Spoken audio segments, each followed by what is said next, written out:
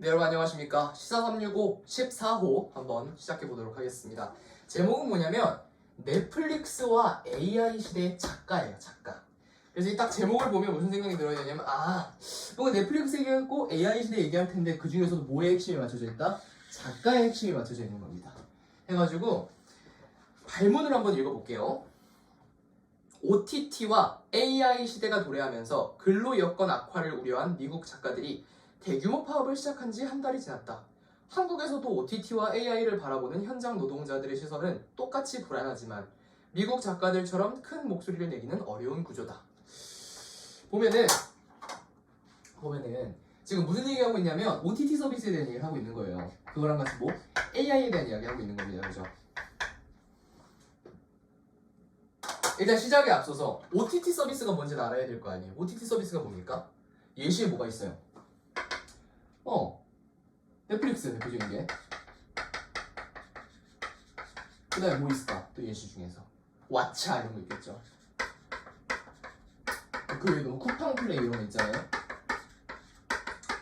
이런 것들을 다 OTT 서비스라고 하죠. 그렇다면 OTT 서비스가 뭔가 이분 알파벳이 있잖아요. 뭐의 약자일까요? 아는 사람? OTT 서비스는 over, 더, 탑의 약자입니다. 엥? 왠지 TV, therefore 이런 걸 줄 알았는데 그냥 over the top? 무슨 뜻일 것 같아요? 이 탑이라는 게 꼭대기라는 뜻이 아닙니다. 이 탑은 뭘 나타내냐면 셋탑을 얘기해요. 셋탑. 어떻게 생긴 거야, 셋탑이?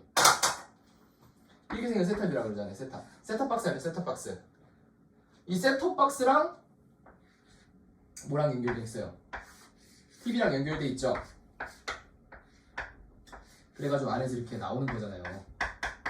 근데 over, 넘어서는 거죠. 그러니까 이걸 넘어서는 거라고요. 셋탑을 넘어서는 거.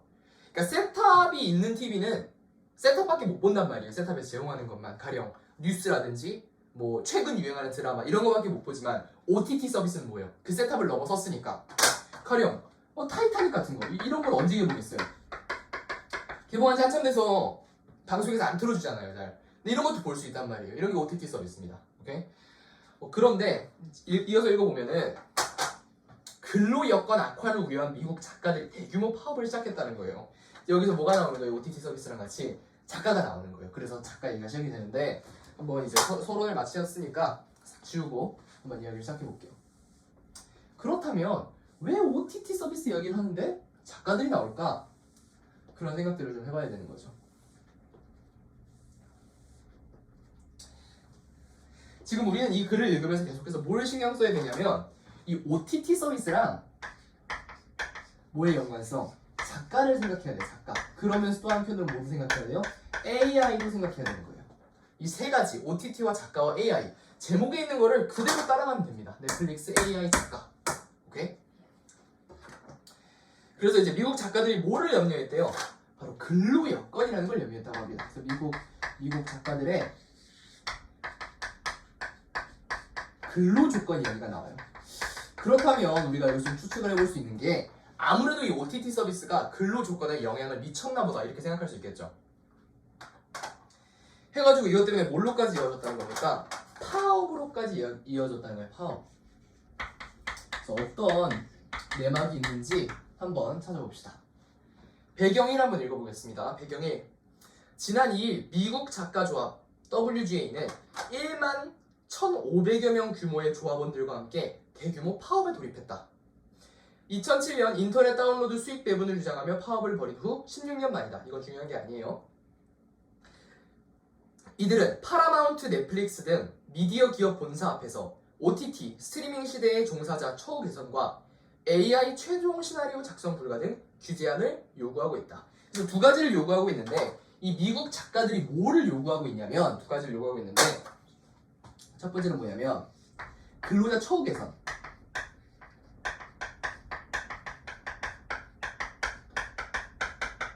그리고 나서 뭘 요구하고 있대요? AI의 최종 시나리오 작성 불가.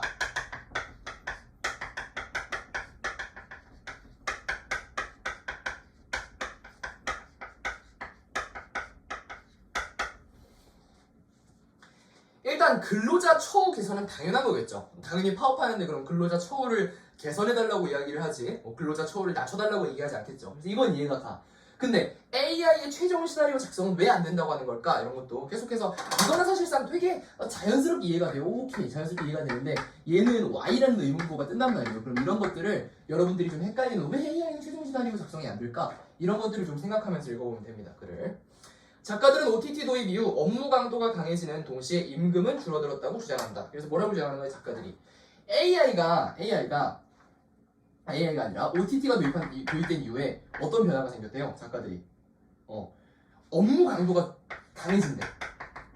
왜 업무 강도가 강해질까? 하지만 어떻대요? 임금은 줄어든대요. 그러니까 힘들게 일하고 돈은 적게 받는 거죠. 한 시즌당 20편 이상 에피소드를 만들었던 이전과 달리 넷플릭스는 시즌당 10편 안팎으로 드라마를 압축한 뒤 한 번에 공개에 제작해 일정이 더 타이트하다. 이거 보면은 이유가 좀 나오는 거예요. 그래서 실제로 OTT 서비스가 도입된 이후에 드라마 분량이 점점 줄어드는 거 알고 있습니까? 실제로 그래요. 그래서 예를 들어보면 대표적인 넷플릭스 오리지널 시리즈 뭐 있죠? 내가 넷플릭스를 잘 안 봐가지고 넷플릭스 오리지널 시리즈 뭐 있을까? 종이의 집. 그죠? 비교를 해볼게요. OTT의 대표적인 사례가 사례. OTT의 대표적인 사례가 뭐가 있냐면 종이의 집이라는 게 있어요. 들어봤습니까? 이거 은행 강도 이야기인데 종이의 집 한번 찾아보세요. 이 종이의 집인데 이게 대표적인 OTT의 예시고 이전, before 예전에 있었던 드라마들 중에서 대표적인 예시가 뭐가 있냐면 전원일기가 있습니다. 한 종이의 집은 에피소드가 10편 정도 돼요. 한 11편 정도 됐던 걸로 제가 기억합니다. 전원일기는 한 1000편? 네, 1000편 정도 됩니다. 방영 기간은 종이의 집은 시작한 다음에 한 달 정도 동안 했던 것 같아요. 전원일기는 한 20년? 30년 정도 방영했어요. 이 비교를 해보자고요. 좀 극단적인 사례지만 OTT 같은 경우는 어떻다는 거예요? 11편을 만들어야 돼요. 근데 언제? 한 달. 그러니까 여러분들이 생각해 1000편? 11편? 이게 더 쉬운 거 아니야 생각할 수 있겠지만 그게 아니란 말이에요. 여기서 뭐라 그랬어요? 옛날과 달리 10편 안팎으로 드라마를 압축한 뒤 한 번에 짧은 기간 내에 이렇게 딱 공개를 해야 된단 말이에요. 그렇기 때문에 당연히 업무 강도가 높아지고 그렇다는 이야기죠. 이해가 좀 쉽게 되죠. 그러니까 왜 업무 강도가 높아지고 왜 임금이 떨어지지 OTT 서비스를 도입하면? 이라는 생각이 들 때는 OTT의 대표적인 예시인 종이의 집이랑 옛날 드라마의 대표적인 예시인 전원일기를 한번 비교를 해보세요. 그러면 굉장히 쉽게 이해가 될 겁니다. 한 시즌당 20편 이상 에피소드를 만들었던 이전과 달리 넷플릭스는 했고 WGA에 따르면 1년 가까이 보장되던 고용기간은 10에서 15주로 줄었고 최근 10년간 TV 작가 및 프로듀서 주당 임금 중간값은 대략 23% 떨어졌다. 나오는 거죠. 고용이 불안정하다는 거예요. 고용 불안정. 옛날에 비해서 고용이 불안정하다는 겁니다. 옛날에는 최소 1년 동안은 고용을 해줬는데 지금 10주에서 1년에서 지금은 10주 정도로 줄었다는 이야기예요. 무슨 말인지 알겠죠? 고용 불안정. 그리고 나서 최근 10년간 주당 임금, 그러니까 임금 역시 떨어졌다. 그래서 지금 계속해서 무슨 얘기하고 있는 거예요? OTT 서비스가 지금 작가들의 처우에 굉장히 안 좋은 영향을 미치고 있다. 이런 얘기 지금 하고 있는 겁니다. 너무 더워가지고 창문을 좀 열을게요. 설명이 더럽네.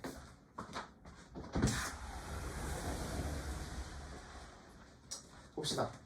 콘텐츠 수요 폭발로 일거리는 늘었지만 근로 여건은 악화한 것이다. 기존의 로열티에 해당하는 재상영 분배금 또한 쟁점이다. 그래서 여기서 또 무슨 얘기가 나왔냐면 계속해서 지금 무슨 얘기하고 있어요? 계속해서 지금 근로 여건 얘기하고 있습니다. 계속해서 근로 여건을 이야기하고 있는 것인데 여기 하나 더 나온 개념이 있어요. 바로 로열티에 해당하는 재상영 분배금이에요.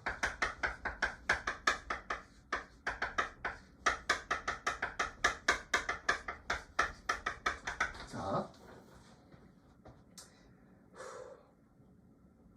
TV 재방송이나 영화 흥행 결과에 따라 주어지던 인센티브는 OTT 산업에선 이전만큼 존재하기 힘들다. 그러니까 이런 거예요. 가령 제가 좋아하는 드라마 중에 미스터 선샤인이라는 드라마가 있습니다.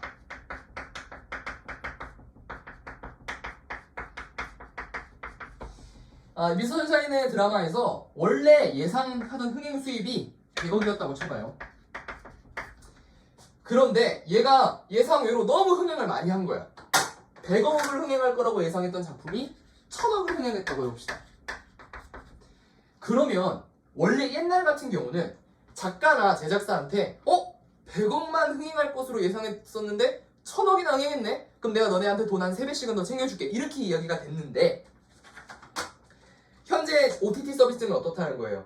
이전만큼 존재하기 힘들다는 거죠. 원래 이 정도 10배나 흥행했어? 그럼 최소한 기존 주던 거에 3배는 줘야 돼 라고 생각을 했는데 OTT 서비스는 안 돼. 1.2배만 줄게. 뭐 이런 식으로 해가지고 옛날보다 작가나 제작사는 떨어지는 돈이 적다는 거죠. 그 얘기하고 있는 겁니다. 또한 자, 구독 모델로 이루어져 건별 금액 산정이 어렵고 제작사들이 재생 횟수 등 상세한 데이터를 공개하지 않기 때문이다. 작가들은 단체 협상 당시 정확한 기준과 더 많은 분배금을 요구했고 제작사는 이를 대부분 거절했다. 이걸 보면은 지금 제가 얘기했던 것처럼 이런 식으로 작가들의 처우가 좋지 않고 돈이 많이 안 떨어지는 게 어쩔 수 없는 시스템적인 문제가 있는 거예요. 왜 그러냐면 가령 옛날 같은 경우는 TV를 볼 때 시청률이 다 나오잖아요. 가령 드라마로 미스터 선샤인 방영한다. 그럼 시청률이 옆에 뜬단 말이에요. 방송사에. 예를 들어서 몇 퍼센트? 뭐 18%는 엄청 높은 거거든요. 뭐 18%가 시청하고 있어. 이러면은 굉장히 작가들도 명시적으로 시청률이 높다라는 걸 알 수가 있어요. 근데 OTT 서비스는 어때요? 이게 계정으로 직접 접속해서 보는 거고 사람들이 동시에 많이 보는지 이걸 얼마나 많이 봤는지를 판단할 수가 없단 말이야. 근데 넷플릭스 본사는 판단할 수 있다 치더라도 넷플릭스 본사에서 굳이 작가들한테 돈을 더 퍼주고 싶어서 흥행했다는 이야기를 알려주지 않겠죠. 그렇기 때문에 작가들도 모르는 거예요. 내가 만든 작품이 인기가 많은가 없는가 이걸 알지 못하는 상황이 펼쳐진다는 겁니다. 다음으로 보면 다음 문단 읽어볼게요. 자, 작가들은 했고 제작사는 이를 대부분 거절했다고 이야기했죠. 이거 안 읽었나? 작가들은 단체 협상 당시 정확한 기준과 더 많은 분배금을 요구했고 제작사는 이를 대부분 거절했다. 그렇죠. 당연히 작가 지금 어떤 구도가 계속해서 나오고 있는 거냐면 이 작가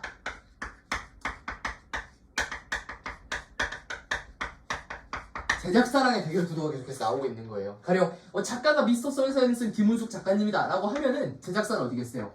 뭐 넷플릭스 뭐 이런 식으로 이 구도가 계속해서 나오고 있고 얘네들은 얘네들한테 뭘 요구하는 거예요? 처우 개선을 요구하는 겁니다. 하지만 제작사들은 이를 거부하는 그런 형상이 계속되고 있는 거예요. 다음 읽어볼게요. AI에 대한 우려 목소리도 없다. 지금 여기까지는 무슨 얘기한 거예요? OTT 서비스에 대한 이야기 한 거라면 옆에서 이제 AI에 대한 이야기 하겠죠. 한번 해볼게요. WGA는 AI를 도구로 사용할 수는 있지만 최종 결과물을 AI가 쓸 수는 없다고 명시하고 있다. 자, WGA는 뭐라 그랬어요? WGA는 뭐야?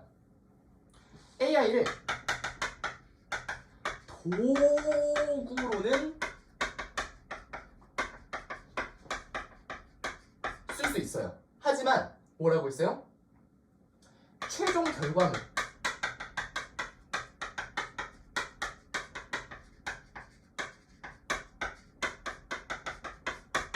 최종 결과물로는 AI를 쓸 수 없다 이렇게 얘기한 겁니다. 그러니까 가령 이런 거죠. 중간에 예를 들어서 OTT를 작가에 대한 이야기니까 시나리오를 만들고 있어. 중간에 너무 오류가 많네. 오탈자 좀 수정해줘. 이런 건 AI 쓸 수 있다는 거예요. 도구로는. 하지만 최종 결과물 반쯤 만들었는데 마무리 네가 해라. 이렇게는 안 된다는 거죠. 오케이? 자 봅시다. 동시에 작가들이 창작물이 무분별하게 AI 학습 훈련에 쓰여서는 안 된다고 주장한다. 이게 무슨 얘기냐면 AI의 원리를 좀 이해하면 쉬워요. 이 AI, Artificial Intelligence는 어떤 원리로 구동이 되냐면 뭔가 AI가 스스로 하잖아요, 일을. 근데 이 스스로 하는 것을 배워야지 스스로 할 수 있단 말이에요. 그래서 AI는 뭐가 필요하냐면 데이터베이스가 필요합니다. AI는 데이터베이스가 필요해요. 근데 그게 꽤 많아야 돼요. 그래서 이만큼의 데이터베이스가 있다고 하면은 이걸 DB라 그러는데 이 데이터베이스 안에 AI를 때려 넣어요. AI한테 이 데이터베이스를 들으기 안 돼. 학습을 시킵니다. 그러면 AI가 이걸 습득을 해요. 가령 이런 책이 있다.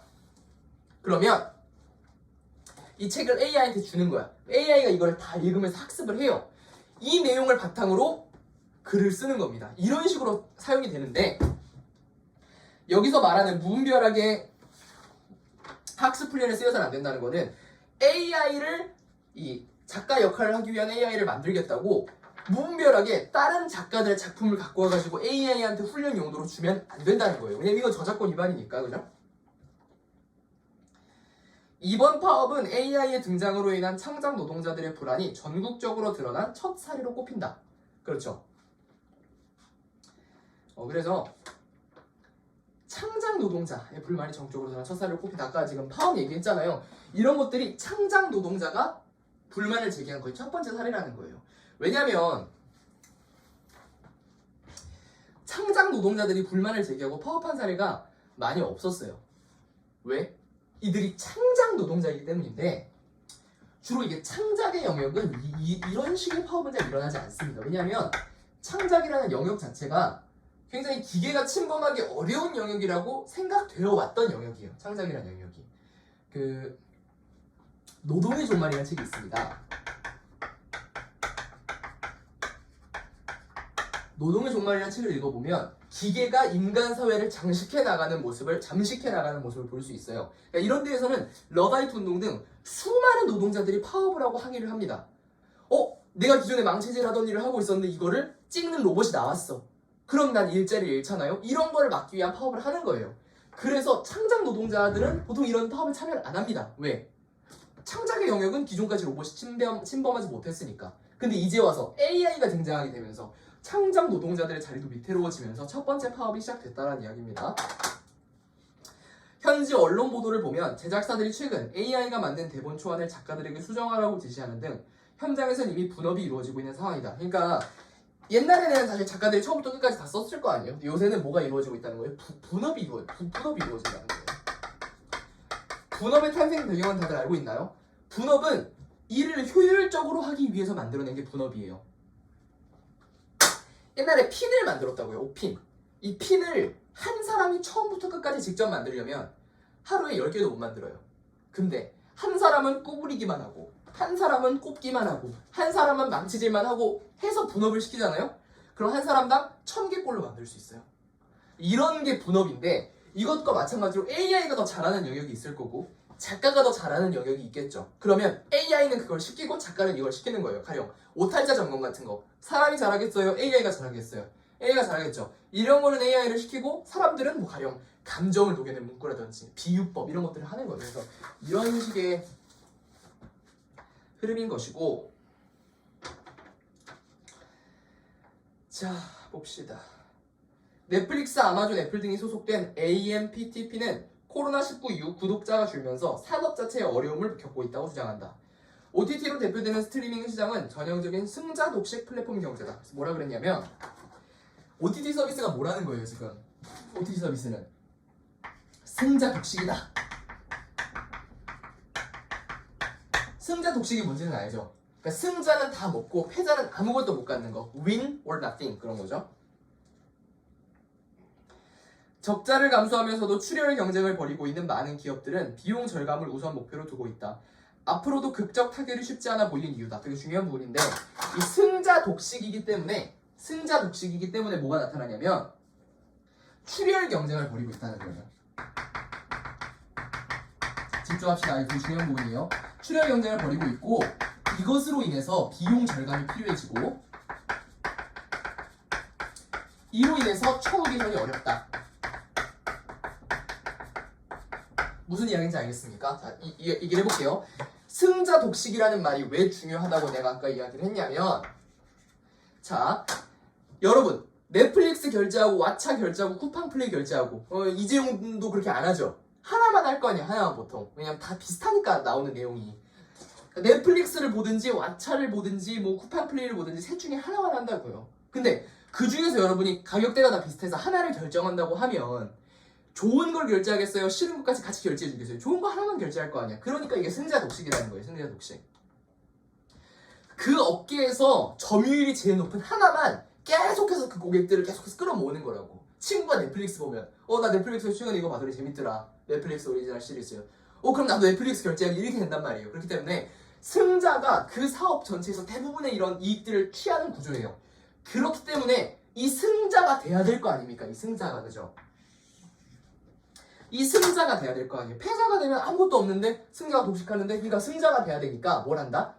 출혈 경쟁을 한다는 겁니다. 출혈 경쟁이 뭐예요? 가령 이런 거예요.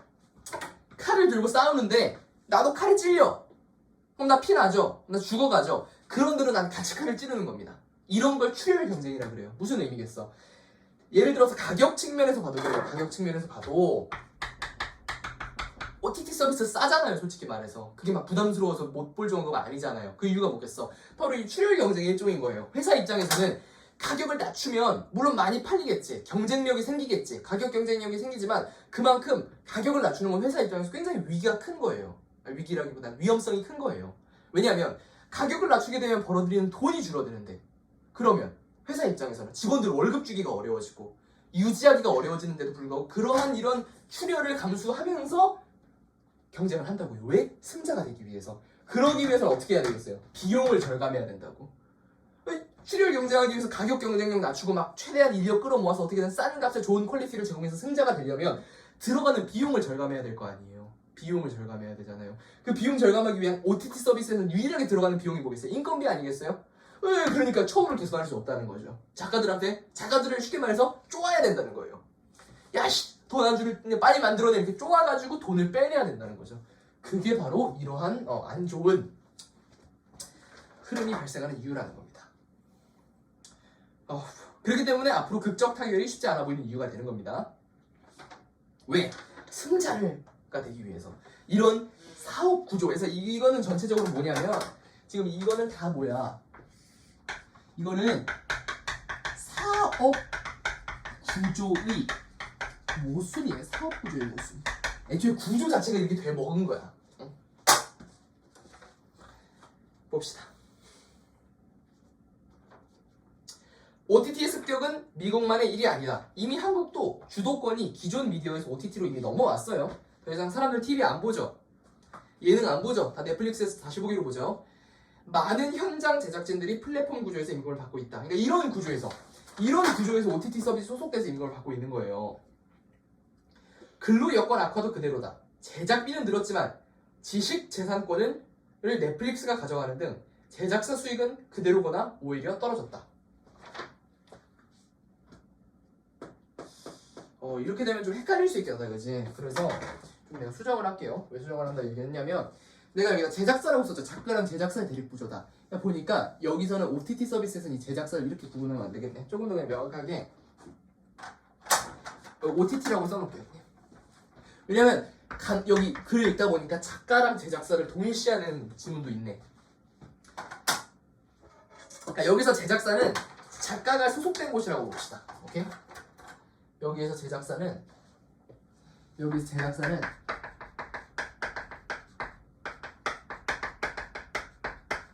작가가 소속된 곳이라고 볼게요.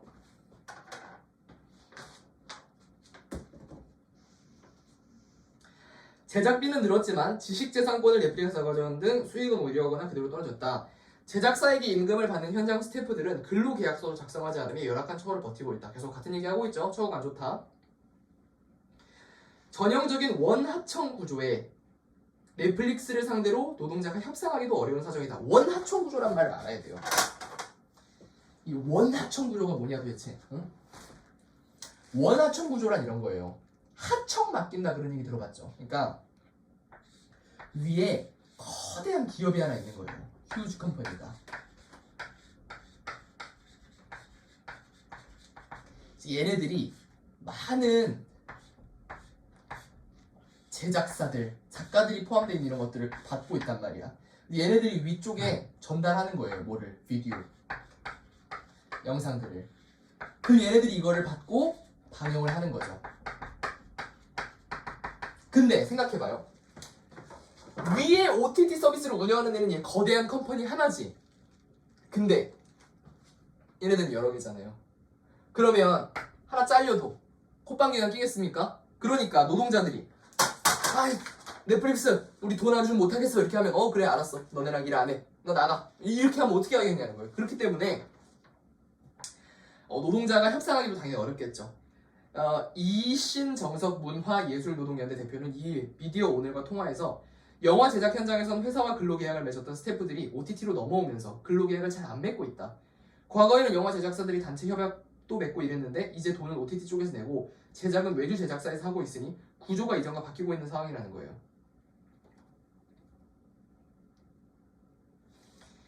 염정열 전국 언론노동조합 방송작가 지부장은 이를 통화해서 프리뷰 아르바이트가 현장에 꽤 있는데 음성 변환 AI가 등장하고 나서 인원이 줄었다며 프리뷰가 적성에 맞아 전문 요원으로 활동하며 각 방송사가 선호하는 사람도 있었는데 이제 수요가 없어질 수도 있다.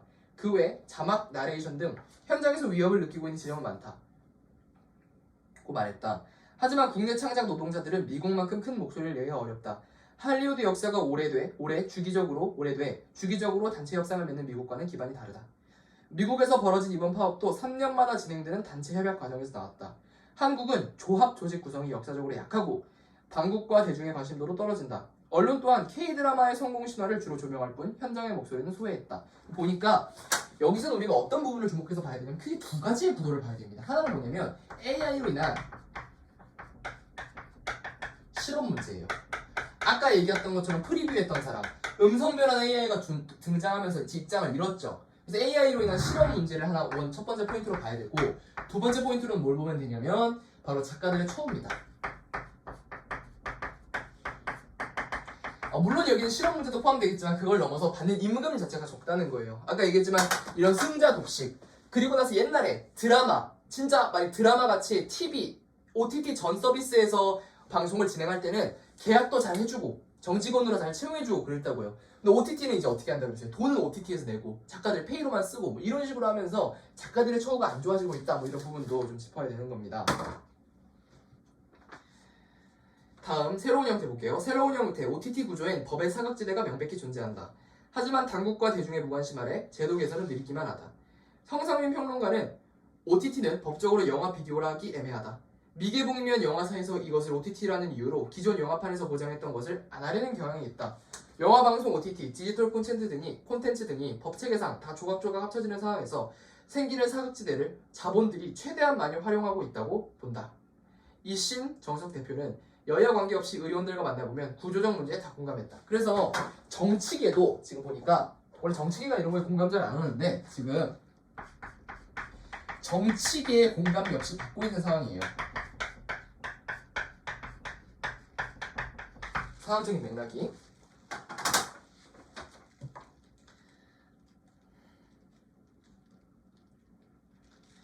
저작권 관계나 종사자들 처우 문제, 근로계약 문제 지금 보니까 세 가지가 나왔는데 작가들의 처우에는 근로계약,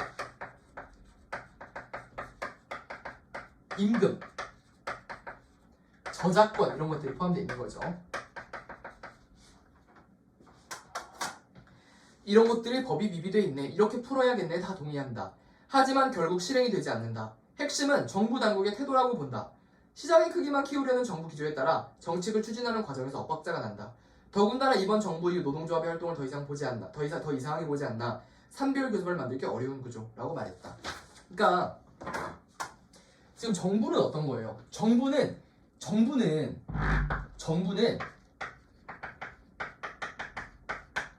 시장을 키우려고 하는 겁니다. 그러면서 처우 개선에는 신경을 안 쓰는 거라는 거예요. 그러니까 정부가 시장을 키우려고 하는 것은 이해가 되죠. 왜냐하면 시장이 키워지면 키워질수록 걷어들이는 세금이 많아지고 나라가 부강해질 거 아닙니까? 그러니까 어떻게든 시장을 키우려고 하는데 이러면서 시장이 커지게 되면서 생기는 AI로 인한 실업, 작가들의 처우 문제 같은 건 지금 무관심한 태도를 보이고 있다라는 이야기입니다. 이신 정석 대표는 OTT 시대가 오면서 어떻게 보면 기회가 더 많아졌다고도 생각할 수 있다. 시장이 더 넓어졌으니 확장 측면으로 봐야 한다고 이야기했다. 하지만 종사자 입장에서 그 확장 이면에는 플랫폼이 들어와 착취 구조가 2중, 3중으로 더 씌워진 상태로 발전하고 있다. 이게 무슨 얘기냐면 옛날에는 비교적 이게 얼개가 간단했다고요. 딱 뭐 방영하는 곳, 방송국, 작가 두 개만의 관계였단 말이에요. 그죠? 하지만 지금은 어떻게 되는 거예요? 지금은 뭐 OTT 무슨 저기 OTT 하는데 그 OTT에서 방송 찍는데 또 그거에서 뭐 또 외부 제작사, 또 작가, 또 작가가 소속되어 있는 제작사 이러면서 엄청나게 많은 것들이 복잡하게 돼 있어서 2중, 3중으로 착취 구조가 겹쳐 있다는 거예요.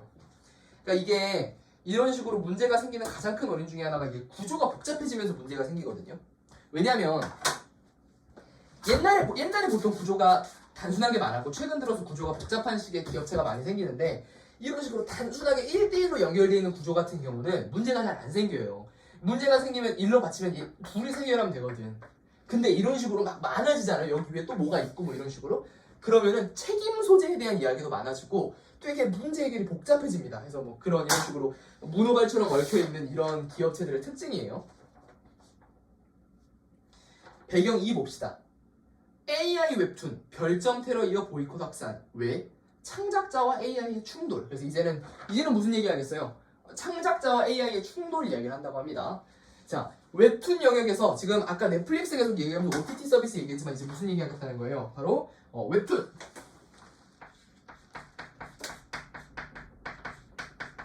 이제 웹툰 얘기로 넘어왔습니다. 웹툰 영역에서 생성형 AI와 창작자들의 갈등이 고조되고 있다. 지금 뭐 좀 지우고 새로 갈까요? 오늘 복잡하니까. 그지?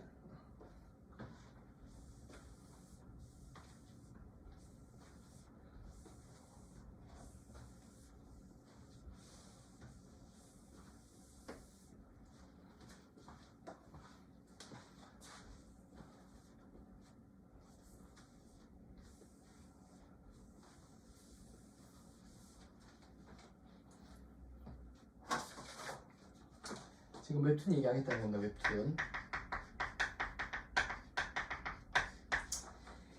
자, 웹툰 영역에서 생산형 AI와 창작자들의 갈등. 생산형 AI와 뭐 창작자. 이들이 아마 작가겠죠. 이들 간의 갈등이 고조되고 있다. 웹툰 작가들은 AI가 작품을 무단 도용한다며 사회관계망 서비스 등에서 AI 웹툰 보이콧 운동을 시작했다. 창작자들이 뭘 시작했다는 거예요? AI 웹툰 보이콧 운동. 보이콧이 뭔지는 알죠? 그것을 소비하지 않겠다. 컷 해버리겠다. 이런 의미입니다. 근데 왜? 바로 무단 도용하고 있다 얘네들.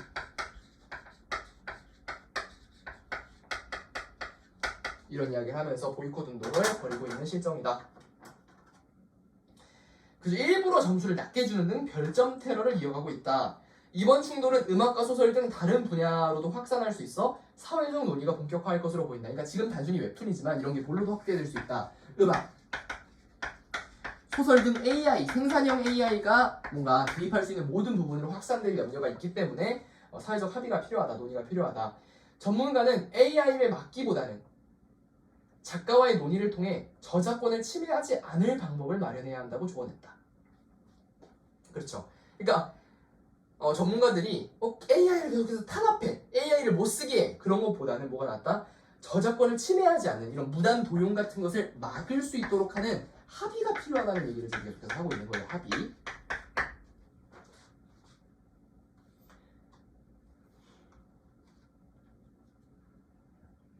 (5일) 웹툰 업계에 따르면 네이버 웹툰 도전 만화에서는 지난 2일부터 이날까지 AI 웹툰 보이콧이라는 이름의 게시물이 60여 편 게시됐다.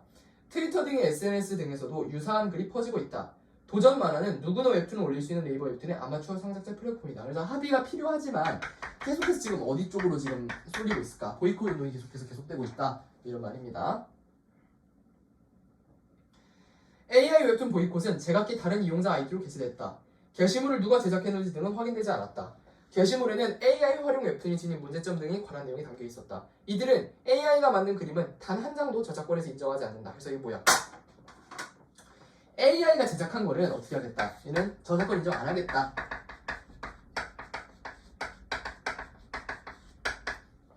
라고 이야기하는 거죠.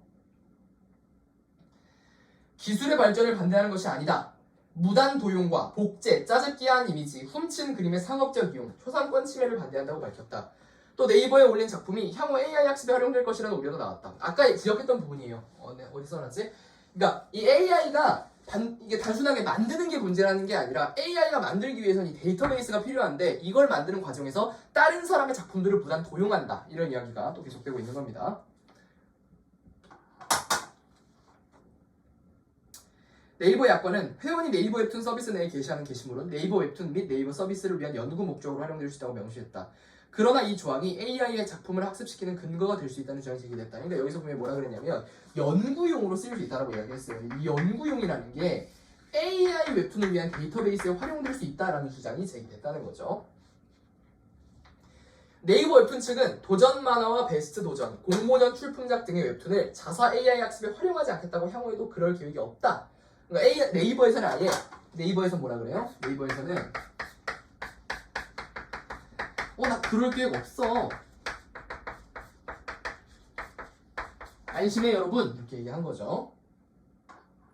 이런 사항을 작가들과 계약할 때 상세히 알려드렸다고 밝혔다. 이어 더 나아가 다른 AI 자사 웹툰을 끌어가는 것을 막고 저작권을 보호하기 위한 기술 연구를 진행하고 있다. 그러니까 다른 AI가 자사 웹툰을 보고 뺏겨서 생산형 AI가 되지 않도록 그걸 막기 위한 기술도 덧붙이고 있대요. 이용자들도 AI를 활용한 웹툰의 거부감을 표현하고 있다. 그러니까 이게 작가들이 이렇게 불만을 제기하기 시작하니까 어디까지 파생이 된 거예요? 이용자들까지 이런 AI에 거부감을 느끼기 시작하는 거죠.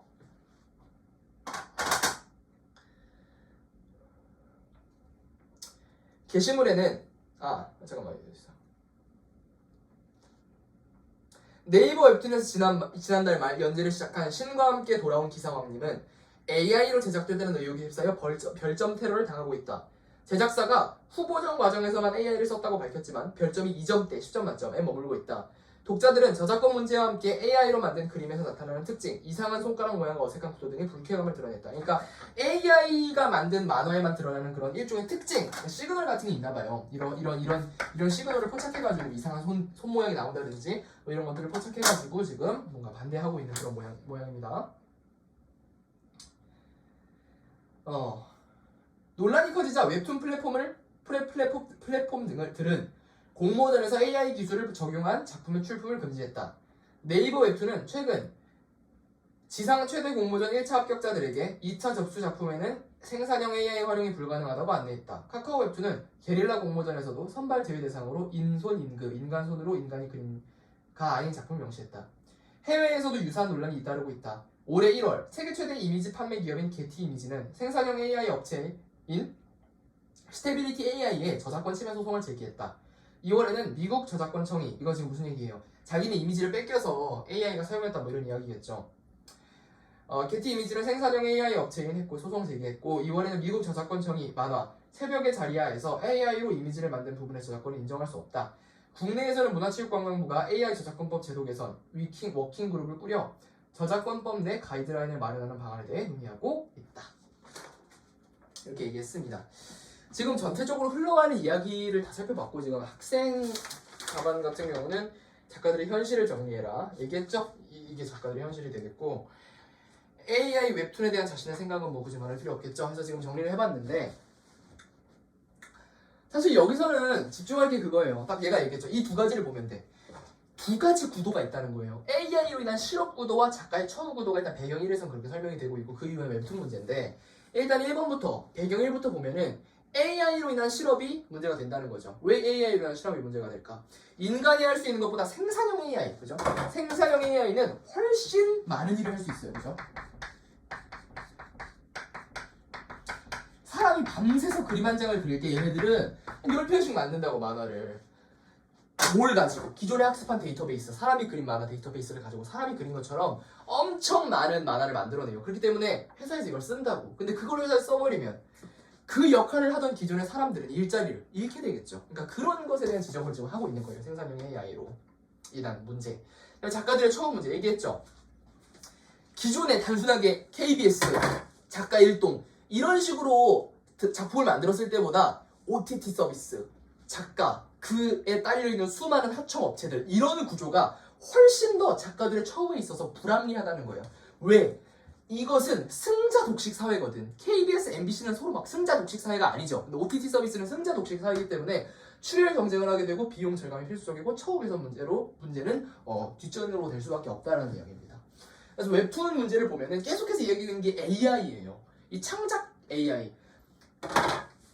만화를 AI가 그리는 걸 어떻게 봐야 되느냐. 두 가지 문제가 있다는 거야. 첫 번째는 뭐예요? 이 AI가 무단으로 사람이 만든 것을 도용해서 그것을 바탕으로 재창작을 한다는 거야. 내가 만화를 그렸어. 뭐 돼지와 하마라는 좀 너무 이상한가? 뭐 그래 돼지와 하마라는 웹툰을 그렸어. 근데 거기에 나오는 돼지 이미지를 이 창작 AI가 생산형 AI가 보고 그대로 만화를 그린 거야. 돼지가 똑같이 생겼어 누가 봐도. 근데 제목은 삼겹살이야. 뭐 이렇다고 하면은 나 입장에서 황당한 거죠. 내가 힘들게 내 머리 써가지고 그려낸 작품인데 이게 생산형 AI라는 그런 이상한 기계가 똑같이 그걸 그려놓고서 웹툰으로 출시를 해서 돈을 버는 거야. 얼마나 기분이 나쁘겠어. 이런 식으로 생산형 AI가 참고하는 그런 데이터베이스가 저작권 침해의 대상이 될 수 있다. 그게 첫 번째 문제고요. 두 번째 문제는 뭐예요? 마찬가지로 지금 무단동 이게 사실 제가 봤을 때 무단동이 좀 큰 것 같고 그거 말고는 여기서는 사실상 뭐 실험 얘기는 안 나왔어요. 근데 이면에 있겠죠. 그래서 배경 2에서는 사실 무단 도용 어떤 원리인지 알겠죠. 데이터베이스 무단 도용 이게 조금 더 중점적으로 언급이 되고 있는 부분 아닌가 싶습니다. 네, 뭐 그렇고 조금 더 정리할 부분이 있을까?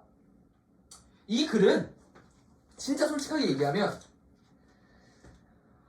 말 못하겠다. 또 안 나온다 그랬다가 그냥 얘기를 안 할게요. 안 나온다 나온다는. 근데 이게 나오기가 쉽지가 않아. 나온다고 하면은 하나의 방향으로밖에 안 나와요. 문제. 무슨 말인지 알아? 나온다고 하면은 얘는 이 문제 두 개에 주목해서 내던지 혹은 뭐 내용 일치 불일치로 내던지 뭐 그런 거밖에 안 돼요. 그러니까 제가 지금 강조하는 게 뭐냐면 계속해서 지금 내가 12강을 더 찍어야 되니까 계속해서 이야기하겠지만 이 시사 365에서 이번에 시험이 어렵다고 했죠. 어려울 거라고 했는데 어렵게 내려면은 이거에서 킬러를 만들려면은 소재 자체가 어려운 것도 물론 좋아. 근데 그게 문제가 아니라 소재가 어려우면서 입장이 갈리는 글이 나와야 돼요. 가령 간호법 제정, 찬성 반대 이런 게 나와야 문제를 더럽게 어렵게 낼 수 있어요. 왜냐하면 찬성자 입장이랑 반대자 입장의 논리를 구별하는 게 상당히 어려워요. 그래서 제가 생각했을 때는 그게 제일 좀 고난도 문제가 되지 않을까 싶습니다. 뭐 그렇게 될 것 같고 그래서 여러분이 만약 강의를 들을 시간이 없다 14호까지 들었는데 너무 길다 그래서 나는 시험에 나올 것만 듣고 싶다라고 하는 사람들은 어려운 자기가 어렵다고 생각하는 걸 물론 들어야겠지만 그것뿐만 아니라 이런 식으로 찬성 반대 입장이 나뉘는 글들을 많이 접해보셔야 돼요. 그리고 그들의 논리를 이해하는 게 필요합니다. 네, 오늘 넷플릭스와 AI 시대 작가라는 시사삼일고는 여기까지 하도록 하겠고요. 다음 시간에는 15호 주제가 제 기억이 안 나는데 15호로 돌아오도록 하겠습니다. 네, 강의 들어주셔서 감사합니다. 이상 마무리하겠습니다.